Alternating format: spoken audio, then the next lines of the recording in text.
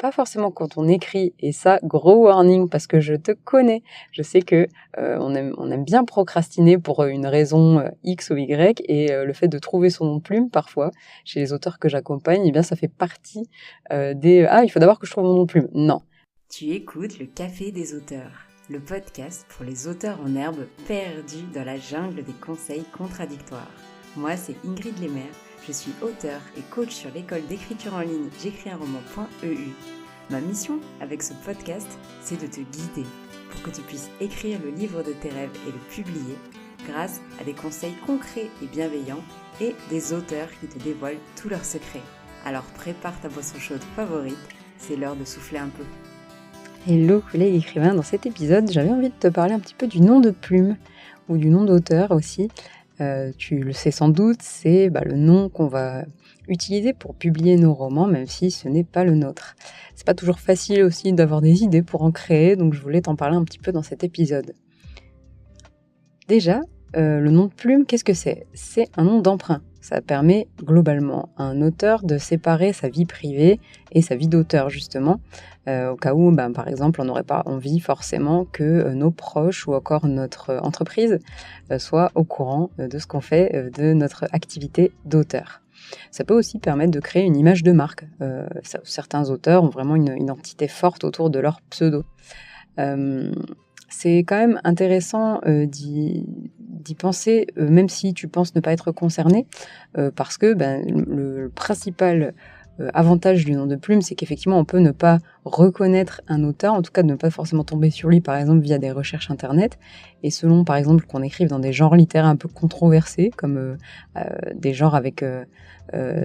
sans aller jusqu'à la littérature érotique, mais elle en fait partie, mais ça pourrait être des genres comme la romantasy, etc., où on pourrait avoir des scènes un peu osées qu'on n'aimerait pas que nos proches ou notre travail retrouvent, ou encore on pourrait aussi s'en servir pour pouvoir partager plus librement ses opinions, par exemple. Et puis, bien sûr, comme je te le disais, ça permet d'éviter d'informer son entourage, son employeur ou autre personne qu'on écrit des livres. Alors, à quoi ressemblent les noms de plumes principalement ? Ça peut être un pseudo, comme l'autrice Tiffs, qui était intervenue sur le podcast, l'auteur d'Alunia, qui est paru aux éditions Plume Blanche. Ça peut également être c'est également le cas de l'autrice Crazy, qui a écrit Ceux qui vivent du sang versé aux éditions du 38. Donc il n'y a pas de souci, même si tu choisis un pseudo un peu loufoque, tu peux quand même être publié en maison d'édition. Ça peut également être un nom fictif, c'est le choix le plus répandu, je vais t'en parler juste après. Ça peut aussi être un prête-nom, alors ça c'est super rare, mais ça existe. Ça consiste à prendre le nom d'une personne existante ou ayant existé, bien sûr avec son accord, sinon ça fonctionne pas. Donc ça dépend aussi un petit peu du genre littéraire. Tu imagines bien que Crazy, l'autrice dont je te parlais, va peut-être pas publier chez Gallimard avec un tel pseudo, ça colle plus avec de l'imaginaire. Bon, bien sûr, j'ai envie de dire tout est possible, mais voilà, faut quand même garder cela en tête. Dans tous les cas, évidemment, faut éviter aussi les poursuites en justice. On peut pas s'appeler Coca-Cola. On peut pas non plus dénigrer, par exemple, un auteur en faisant une parodie de son nom ou que sais-je. Alors tout ça, c'est très bien, mais si par exemple toi, tu avais choisi un nom de plume, d'opter pour le nom de plume, quelles idées pourrait-on trouver ? Comment faire ? Alors moi, j'ai quelques petites idées et quelques exemples. Ce que tu peux faire déjà, c'est emprunter un prénom ou un nom, ou les deux, à des membres de ta famille, par exemple, ou encore à une célébrité que tu aimes bien.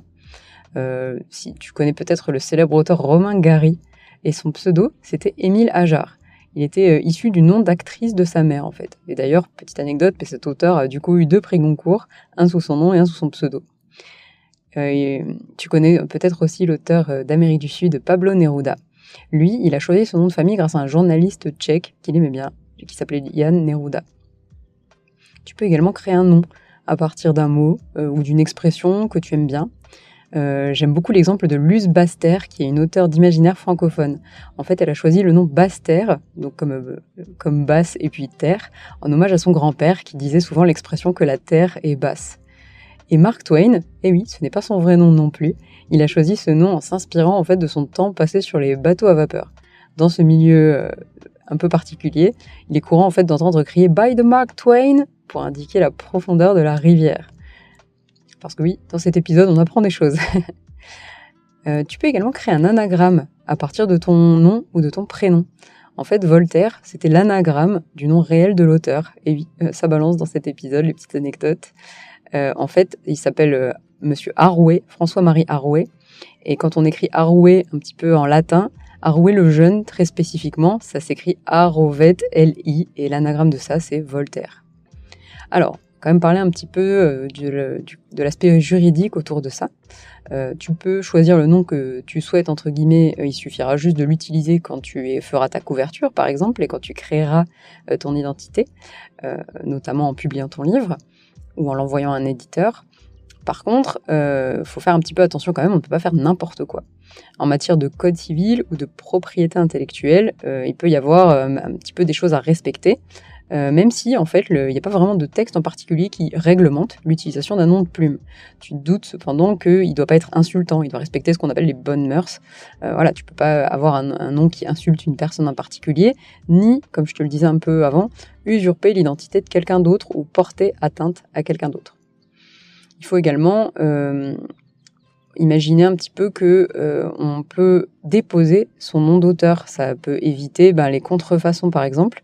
Et surtout, c'est au moment de la négociation avec l'éditeur que là, on pourra préciser notre nom de plume et faire en sorte qu'on reste anonyme. Faire une clause, par exemple, pour que l'éditeur ne mette jamais notre nom dans le livre. Ça, c'est des choses qui se font régulièrement.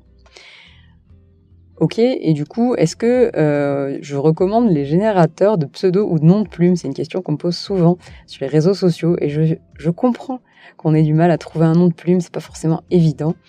Il y a des générateurs sur Internet, je te mettrai un lien dans les notes du podcast où tu peux simplement faire un petit tour sur ton moteur de recherche préféré pour en trouver.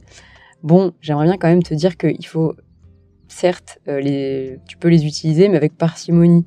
Il va te proposer des pistes. Surtout, n'hésite pas à les twister, à les changer un petit peu pour faire quelque chose qui te ressemble. Ce serait quand même vraiment trop dommage, d'avoir un nom qui ressemble un petit peu à tout le monde et qui ne reflète pas vraiment ton genre littéraire, ta personnalité.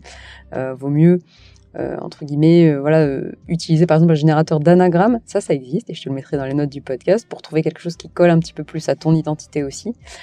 Ou encore s'inspirer, par exemple, plutôt des pistes où on emprunte un nom, un prénom, où on en crée un à partir de nos influences, plutôt que de te prendre un nom assez lambda qui pourrait coller à un tout autre genre littéraire, par exemple. En tout cas, bien sûr, ce que j'aimerais te dire comme conclusion à ce petit épisode, c'est que déjà, un nom de plume n'est pas gravé dans le marbre, tu peux en changer. Même si, effectivement, quand on signe un contrat d'édition, par contre, ça a une durée de vie. Mais si, par exemple, tu es en auto-édition, tu peux changer de plume un petit peu du jour au lendemain ou presque. Bon, il faut faire un peu attention, mais si un jour ça ne te plaît pas, c'est pas forcément très grave, surtout si tu fais un changement un petit peu minime, ça sera pas forcément non plus une calamité pour ta visibilité, pour toi, pour tes livres. Par contre, ce qu'il faut garder en tête, effectivement, c'est que c'est une bonne question à se poser. Pas forcément quand on écrit, et ça, gros warning, parce que je te connais, je sais que on aime bien procrastiner pour une raison X ou Y, et le fait de trouver son nom de plume, parfois, chez les auteurs que j'accompagne, ça fait partie il faut d'abord que je trouve mon nom de plume. Non, d'abord tu dois terminer ton roman, et ensuite essayer de le publier, que ce soit en auto-édition ou en maison d'édition, et là seulement, tu pourras te poser la question du nom de plume au moment vraiment soit de signer le contrat d'édition ou de cliquer sur publier sur la plateforme que tu auras choisie pour l'auto-édition. Donc vraiment, il n'y a pas d'urgence à choisir ton nom de plume, termine d'abord ce roman. Et j'aimerais vraiment que ce soit sur ça un petit peu la conclusion de cet épisode. J'espère en tout cas qu'il t'a aidé, qu'il t'a donné des pistes de nom de plume. J'aurais pu citer beaucoup d'autres exemples. Je pense notamment au pseudo qu'avait choisi J.K. Rowling pour publier d'autres livres que Harry Potter. Elle avait choisi un pseudonyme qui était Robert Galbraith, que je trouve assez drôle parce que ça ne ressemble pas du tout à elle et pourtant elle a été démasquée. Et d'ailleurs, je ne sais pas si tu le savais, mais elle ne s'appelle pas du tout J.K. Rowling, justement. Elle s'appelle Joanne Rowling. Et en fait, les éditeurs à l'époque avaient choisi J.K. pour ne pas trop refléter le fait que c'était une femme. Voilà, je pose ça là, mais c'était quand même une drôle d'époque et on vient à peine d'en sortir. Et pour autant, elle est connue dans le monde entier sous ce nom de J.K. Rowling et c'est un peu son nom de plume, même s'il ressemble à son nom réel. Voilà, il n'y a pas forcément besoin d'aller chercher midi à 14h non plus. En mettant peut-être des initiales comme elle, ça peut aussi fonctionner. En tout cas, j'espère que cet épisode t'a plu et qu'il t'a donné des idées. N'hésite pas à venir en discuter avec moi dans la communauté des auditeurs du podcast. Tu auras le lien dans les notes de l'épisode. Et moi, je te dis à la semaine prochaine au Café des auteurs. Merci beaucoup d'avoir écouté cet épisode jusqu'au bout. S'il t'a plu, tu peux lui laisser 5 étoiles sur Spotify ou Apple Podcast ou encore le partager à un collègue auteur. Et pour aller plus loin, tu peux rejoindre la communauté des auditeurs du podcast sur j'écrisunroman.eu/hello pour écrire avec nous, papoter ou encore me poser toutes tes questions. Et moi je te dis à bientôt au Café des auteurs.